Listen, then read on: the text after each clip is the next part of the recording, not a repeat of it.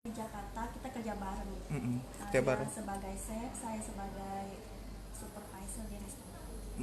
Terus Tapi itu belum, ini sih cuma berteman.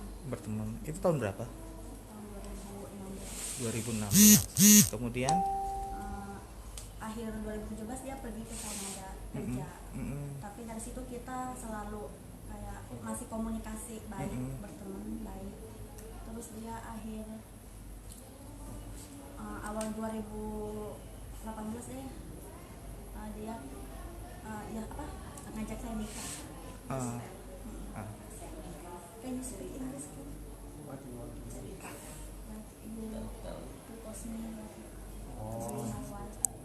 Yeah, after I get my divorce, I propose her because I know Yeni from 2016 as a friend, good friend. So after I get divorce, I still thinking who to get married, and then I propose Yeni to get married. apa yang memilih Mbak ini sebagai Why you choose me? Because Yeni is good. good? Bagus ini. Yeah. Sedangkan Mbak memilih Masnya Dia juga baik. selama 2 tahun ini perkenalannya hanya komunikasi aja Mbak, jarak jauh dari Kanada ke Indonesia Cuma by WhatsApp. by WhatsApp. Cara mengatasi kerinduan seperti apa sih Mbak? Kita setiap hari aja sih komunikasi. Komunikasi lewat WhatsApp.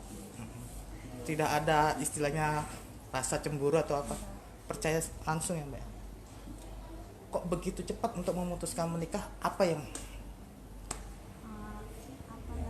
Mungkin saya juga usia udah nggak muda lagi. Terus udah nemuin dia juga baik, ya udah. direstui oleh keluarga besar? Kita udah lamaran? Udah nikah. Terus apa yang memutuskan kakak ini untuk menikahi Mbak? Why you want to marry with me? Because you're good, and then my mom and dad also know Yeni because I told about Yeni to my mother and father, and then they also talk with Yeni, and Yeni mom also know me, so we get blessing from all our father mother.